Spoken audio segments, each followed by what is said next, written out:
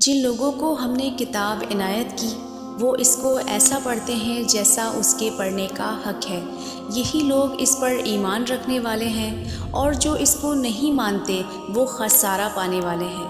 اے بنی اسرائیل، میرے وہ احسان یاد کرو جو میں نے تم پر کیے، اور یہ کہ میں نے تم کو اہل عالم پر فضیلت بخشی، اور اس دن سے ڈرو جب کوئی شخص کسی شخص کے کچھ کام نہ آئے گا، اور نہ اس سے بدلہ قبول کیا جائے گا، اور نہ اس کو کسی کی سفارش کچھ فائدہ دے گی،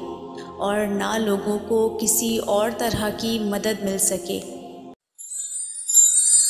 حضرت عبداللہ بن عباس رضی اللہ تعالیٰ عنہ نے فرمایا کہ ایک دن جبرائیل علیہ السلام آپ صلی اللہ تعالیٰ علیہ وآلہ وسلم کے پاس تشریف فرما تھے۔ ایک دروازہ کھلنے کی بڑے زور سے آواز آئی۔ حضرت جبرائیل امین علیہ السلام نے فرمایا یہ آسمان کا ایک دروازہ ہے جو اس سے پہلے کبھی نہیں کھلا، اور اس سے ایک فرشتہ اترا، یہ فرشتہ اس سے پہلے زمین پر کبھی نہ اترا تھا۔ اس فرشتے نے حضرت صلی اللہ تعالیٰ علیہ وآلہ وسلم کو سلام کیا اور کہا آپ کو دو نوروں کی خوشخبری ہو، آپ صلی اللہ تعالیٰ علیہ وآلہ وسلم کو عنایت ہوئے ہیں، یہ اس سے پہلے کبھی کسی نبی کو نہیں ملے، ایک سورہ فاتحہ اور دوسری سورہ بقرہ کی آخری آیات، جو شخص اس کو پڑھ کر کچھ بھی مانگے وہ اس کو ضرور مل جائے گی۔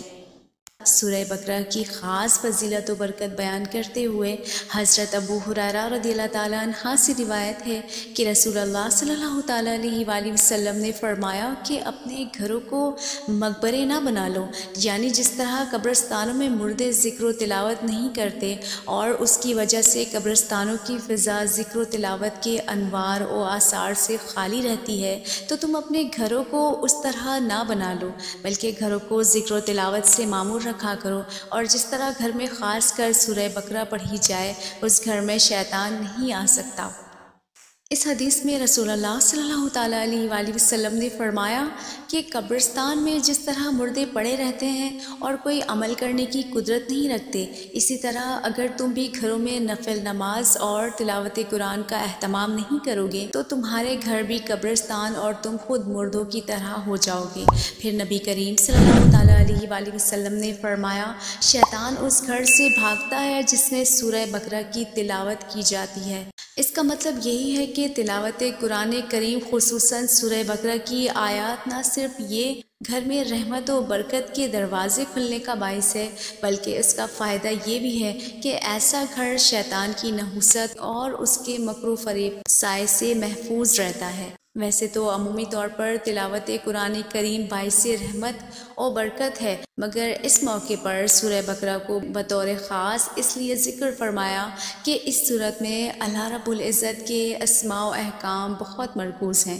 سورہ بقرہ قرآن مجید کی سب سے بڑی سورت ہے اور نزول کے اعتبار سے یہ مدنی دور کی ابتدائی سورتوں میں سے ہے۔ سورہ بقرہ کو سنام القرآن اور ذروۃ القرآن بھی کہا جاتا ہے۔ سنام اور ذروت ہر چیز کے افضل و اعلیٰ حصے کو کہتے ہیں۔ بعض علماء کے نزدیک سورہ بقرہ میں 1000 امر، 1000 نہیں، 1000 حکمتیں اور 1000 خبر اور قصص ہیں۔